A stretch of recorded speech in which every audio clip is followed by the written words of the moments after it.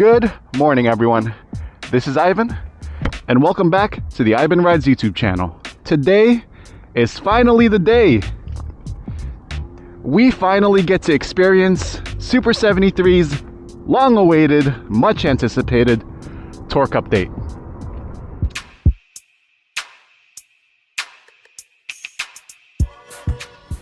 So, if you've always wanted to know how the Super73 Torque update performs in the cold and on a regular everyday commute, sit back and enjoy the ride.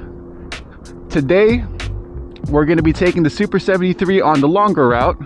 We're going to be going from Queens through Brooklyn into Manhattan, where we work, where it'll get to take on a few things like steep inclines like this, steeper inclines on the bridge, and we'll navigate traffic with it. So we're going to do a first impressions of the torque update, and then at the end of it, I'll give my final thoughts on it. Taking this route on a Sunday morning is always fun because there's less traffic, less people, less everything in general. So we should be able to blast through this commute into Midtown through Brooklyn, and we'll be able to really get a good feel for the torque update after the next 10 miles. I've been on the forums a lot researching the Super73 Torque update prior to installing it on the bike, and I came across two major drawbacks to the update.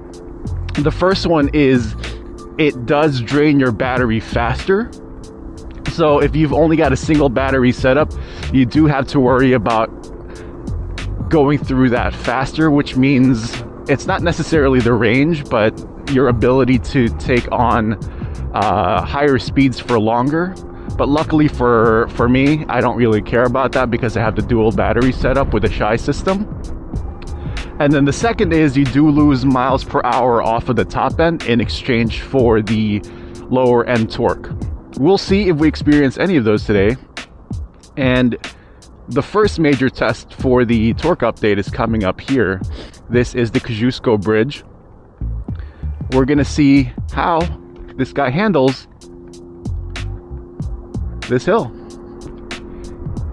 And off the bat, I am going to tell you, this is the fastest the Super73 has gone up this. I'm about 200-ish pounds right now with gear and stuff in my bag, so I'm a little over 200 pounds. And we were able to actually hit 23, 24 a lot faster than we did the last time we did this long range test. So that's already a good look. I love it. At first observations, I can tell you the 0 to 20 is significantly faster than before. So there's a guy in the forums that did the percentages on how much faster it is. I'll put that up here and then I'll credit him. I believe he said overall there's about a 10 to 15% increase in performance as far as torque is concerned. So that's exciting.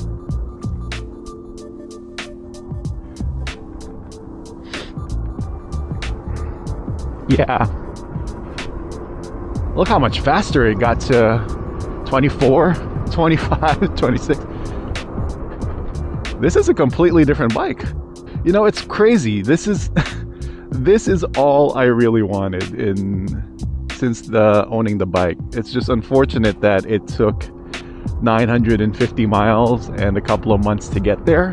But yeah, this is amazing. Yeah, by no means is the Super73 going to compete with things like the Onyx's RCR or CTY2, the Suron, or any of these high-performance e-bikes. But I feel like the Super73 is finally hitting its stride with this torque update. It takes longer to get from 25 to 31, with this torque update, because usually the bike will go from 20 to 32 to 33 very quickly. So it feels like they reversed the programming here, where all that went into the low end and then the high end took a hit. And here comes the second major test for the RX's torque update, the Williamsburg Bridge. Last time we did this in the cold, and I was over 200 pounds, the bike struggled. But right now, that was almost from a dead stop, and we're already at 18, 19, 20, 22, 24, 25. Yeah, not bad at all. Now, if you liked this video, please consider giving it a thumbs up, as it really helps the channel. Leave a comment down below to let me know how your Super 73 has handled the update. What type of results were you getting prior to the update? And what type of results do you have now? Let me know. I'm very curious to see how the other Super 73 owners are liking the torque update. And if you really like this content and you want to see more, please consider subscribing and joining the family. I would love to have you on board, and I would love to see you again. Woo! Almost got killed by a bird there. Oh, the pigeons of New York. So I have seen videos where owners are saying that the bike wants to wheelie and the torque is insane. It could just be that I'm spoiled by the Nami, but I'm not going to say that the torque is insane. I think the torque is acceptable now, and I don't feel it wheeling here. I'm literally smashing the throttle. I don't feel like the bike is gonna wheelie, but it is picking up a lot faster than it would have before. Once again, I'm not gonna say that this is insane. It's how it should have been from the beginning.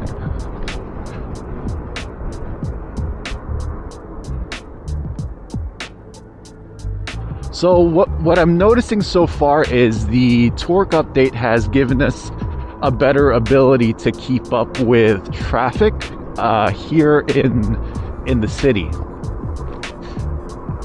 With city riding, it's 0 to maybe 20 is a lot more important than 25 through 30 or even 40 to 50 miles an hour, because most of the times you will be cruising at about 25 to 30 miles an hour.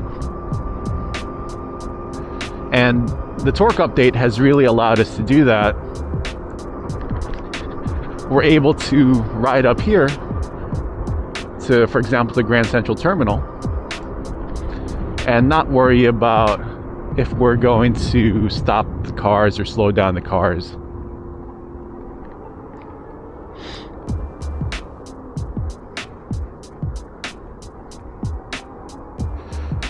So as we approach our final destination here, I do want to give my final thoughts on the update, and I want to share if I think it's worth it. Last time we did this commute during this type of run and this type of cold, we used up about 20% on the battery. Right now it looks like we used about 25%. So it means that we do have additional draw or additional strain on the dual battery packs. Now, if you're running a single battery, you would have probably used half of your battery on this commute. But luckily, like I said, I am running dual 20 amp hour batteries thanks to the Shy battery system. Also, I did notice there was a drop off on the top end speed. I used to be able to do 32 to 33 miles an hour on the top end of the Super 73. Now the question becomes, is it worth it for you to give up 3 miles an hour or 10% of your speed in exchange for 10% acceleration? I leave that up to you. For me personally, I think that was a completely perfect exchange. I generally go for high torque over high speed anyway, and I think it's overall a great option. I also will say that I love the update because it finally made the Super 73 the bike that I was hoping it would be. I don't need wheelie inducing, nausea inducing torque. I just wanted a little bit more pick me up to help me keep up with traffic here in the city, and the new torque update on my RX does that perfectly. For what it's worth, my opinion is, if I had to do it again, I would do it over and over and over again, and would gladly welcome the torque update every time. But other than that, we're officially here, and I want to thank you for accompanying me on this ride, and I'll catch you on the next one.